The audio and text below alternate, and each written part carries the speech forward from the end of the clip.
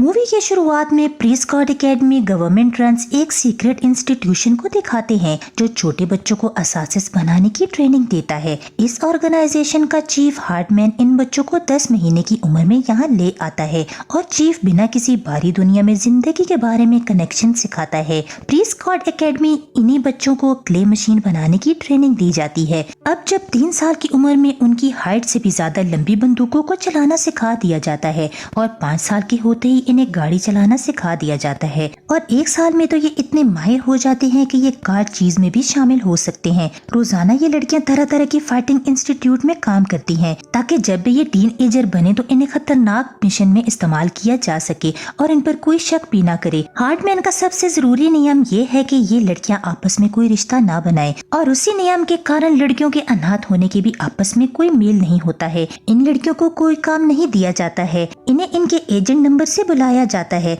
इस वक्त इनका बेस्ट स्टूडेंट नंबर 83 है जो एक फिलर की तरह शूट करती है और सबसे अच्छी फाइटर भी है, मगर कोई इससे रिश्ता ना बनाने वाले नियम समझ नहीं आता। एक दिन इन लड़कियों को एक डॉल में पेन खोपरे का काम दिया जाता है। यहाँ पर एक लड़की ये काम कर रही होती है तो वहाँ 83 नंबर अपने गले से लगा लेती है। अब ये देखकर हार्डमैन उसे बाकी लड़कियों के लिए बुरा एग्जाम्पल बताता है और इस डॉल का सर फाड़ देता है। नंबर 83 के अंदर इमोशंस का पहाड़ बन रहा होता है जो कभी भी फट सकता है। जैसे जैसे टाइम गुजरता है नंबर 83 बहुत ही अच्छी स्किल फाइटिंग के साथ एक टीन एज बन जाती है। उसका सबसे बड़ा कंपटीशन नंबर 84 है जो हमेशा से हर चीज में सेकंड आती है। 84 नंबर इससे बहुत नफरत करती है तो वो एक एजेंसी के लिए काम न कर रहे होते हैं तो वो उसे मार भी सकती थी। नंबर 83 को सबसे पहले एक्टिवेट किया जाता है जिसका मतलब ये है कि वो पहली लड़की है जिसे किसी डेंजरस मिशन में भेजा जाएगा और उसे हर बार की तरह 84 नंबर इस बात से खुश नहीं होती, मगर उसके पास इसका हल निकालने की अथॉरिटी भी नहीं होती। अब एक्टिवेट करने के बाद नंबर 83 मिशन पर जाती है और क्योंकि वो एक टीन एजर है इस पर भी कभी भी कोई शक नहीं करता और वो अपने सारे मिशन बड़ी आसानी से कर लेती है और हार्डमैन इससे बहुत ही खुश हो जाता है, मगर आज भी उसे एक नॉर्मल जिंदगी जीने की बहुत ख्वाहिश होती है जो वो कभी जी नहीं सकी। वो अपने किसी मिशन पर अपने टारगेट पर नजर रखी होती है कि तभी वो पास टीन एजर पार्टी को देखती है। वो उन सभी को पार्टी एंजॉय करता देखकर ये रियलाइज करती है कि उसकी लाइफ नॉर्मल नहीं है। वो सोचने लगती है कि उसने अपनी जिंदगी का बहुत बड़ा पार्ट मिस कर दिया है और अब अपनी टीन एज लाइफ को बेकार नहीं जाने दे सकती। वो ये डिसाइड करती है कि मौका मिलते ही इस इंस्टीट्यूशन से भाग जाएगी, मगर ऐसा करने से पहले ये जानना होगा कि एक नॉर्मल लड़की कैसे होती है। अब वो टीन एजर लड़कियों के बारे में जानने के लिए गर्ल्स प्रिंसेस डायरी और क्यूरल जैसी मूवीज देखती है। जब भी वो अपने मिशन पर होती है तो वो कुछ मैगजीन भी खरीद लेती है जिसे वो चुपचाप से बोरिंग मीटिंग के वक्त पढ़ती है। एक दिन उसकी ये आदत उसके लिए मुसीबत बन जाती है जब हार्डमैन उससे मैगजीन पढ़ते हुए देख लेता है और वो उसे एक इम्पोर्टेंट मिशन के बारे में बता रहा होता है।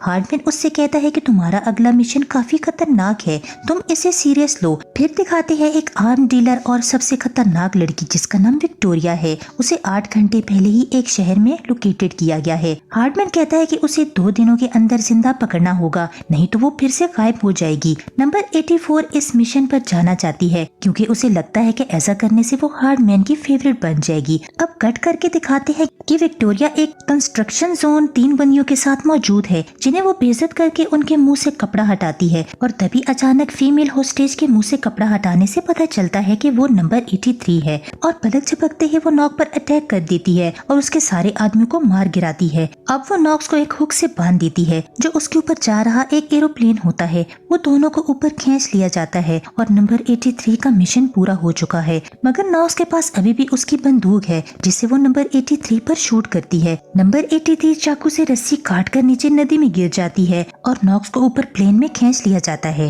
जब हार्डमैन नंबर 83 को नहीं देखता तो उसके हाथ में एक लगी डिवाइस को थ्रो करने की कोशिश करता है। नंबर 83 नदी से निकलकर हार्डमैन को सुन लेती है, मगर कोई आंसर नहीं करती, जो कि उसके पास यहाँ से भागने का अच्छा मौका नहीं हो सकता और उसके पास आखिरी मौका था यहाँ से निकलने का। वो इस डिवाइस को फेंक देती है। वहाँ एरोप्लेन में हार्डमैन को बताया जाता है नंबर 83 से उनको कोई ऑडियो या विजुअल नहीं मिल रहा। वो इनसे डिवाइस डिक्लेयर विक्टोरिया से पूछताछ जारी रखता है। कट करके दिखाते हैं कि नंबर 83 एक न्यू आइडेंटिटी बना रही है जिसका नाम मैगन रखती है। वो न्यू शहर में एक हाई स्कूल में एडमिशन ले लेती है और रहने के लिए एक वेबसाइट के जरिए एक फैमिली को को देख लेती है। एयरपोर्ट पर वो फैमिली उसे वहाँ लेने आता है।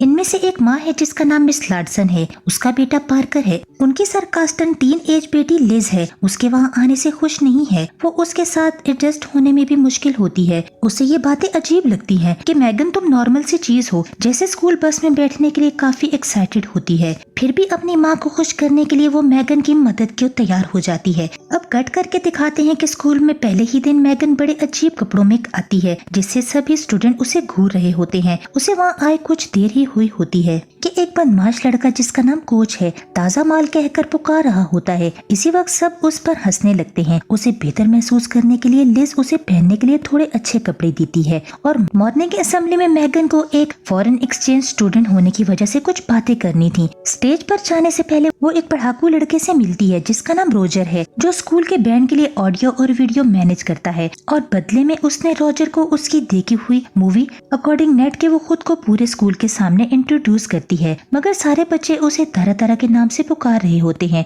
उसका बड़ा ही मजाक उड़ाते हैं। वो लोग उसे वापस कनाडा जाने को कहते हैं जहाँ वो खुद आ गई थी, और अगर मैं भी मैगन होता बल्कि वही करता। मगर जब वो लोग जोर जोर से चिल्लाने लगते हैं तो स्कूल बैंड लीडर कैश चुप कराता है। कैश अपने स्कूल का सबसे पॉपुलर लड़का है और उसे बहुत लोग पसंद करते हैं। मैगन को भी कैश बहुत पसंद आने लगता है। अब लंच ब्रेक के वक्त वो चीयर लीडर्स उसे खाने पर बुलाते हैं, मगर मैगन उसकी देखी हुई मूवीज की अकॉर्डिंग उन्हें मतलबी समझती है और मना कर देती है। वो बायोलॉजी क्लास में रोजर से भी मिलती है और उससे दोस्ती कर लेती है। रोजर भी मैगन को पसंद करता है, पर मैगन तो बस कैश के बारे में सोच रही होती है और अगले दिन उसी कैश का लाइफ पार्टनर बना दिया जाता है और क्लास की लड़कियां उसे दूसरा पार्टनर बनाने को कहती हैं ताकि वो खुद कैश का पार्टनर बन सके। सारी लड़कियां कैश के लिए प्यासी जो रहती हैं। क्लास के बाद वो लड़कियां मैगन को कहती हैं कि कैश को वो लड़कियां पसंद हैं जो स्कूल के मास स्कोर का रोल प्ले करती हैं। अब मैगन बेचारी इतनी भोली और बड़ी ही आसानी से उनकी बातों का यकीन कर लेती है और ये नहीं समझ पाती कि वो लोग उसे फंसा रहे हैं।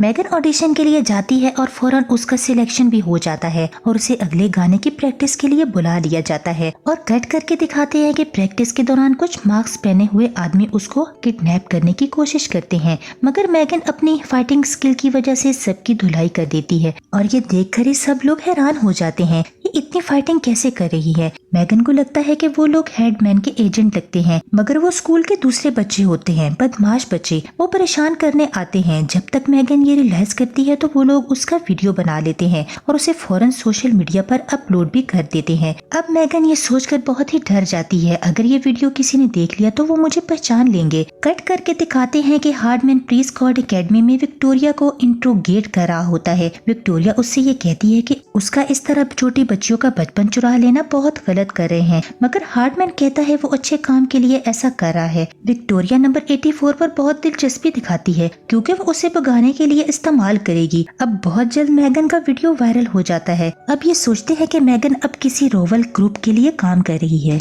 कट करके देखते हैं कि मैगन के फाइटिंग स्किल के बारे में बात कर रही होती हैं। वो रातों रात स्कूल की सबसे पॉपुलर लड़की बन जाती है। जब कैश उसे स्कूल के बाद अपने बैंड की प्रैक्टिस के लिए बुलाता है तो उसका दिन तो बहुत अच्छा हो जाता है। वहाँ पहुंचकर वो रोजर से मिलती है। कैश के आने तक उससे बातें करती है। रोजर को मैगन की पर्सनैलिटी बहुत ही पसंद है। वो उससे कहता है कि तुम में बहुत कुछ कॉमन है, मगर मैगन कैश के बारे में इतना ज्यादा सोच रही होती है कि वो समझ ही नहीं पाती कि रोजर उसे पसंद करता है। अब कैश अपने घर में हाई स्कूल पार्टी रखता है और मैगन को भी इसमें इनवाइट करता है। मैगन कुछ ज्यादा ही एक्साइटेड है क्योंकि उसने कभी पार्टी एंजॉय नहीं की और सिर्फ उसके बारे में सुना ही है। उस दिन घर जाते वक्त मैगन को प्री स्क्वाड एकेडमी के लोग किडनैप कर लेते हैं। हार्डमैन को ये लगता है कि वो किसी रोवल ग्रुप के लिए काम कर रही है। वो ये मानने के लिए तैयार ही नहीं है कि वो सब उसे एक नॉर्मल जिंदगी चाहिए। वो उसे सच बोलने का एक मिशन देता है और देखता है कि सच ही बोल रही है। हार्डमैन को ऐसा लगता है कि मैगन की जिंदगी में पूरा हक उसका है क्योंकि मैगन को सब कुछ उसी ने सिखाया है।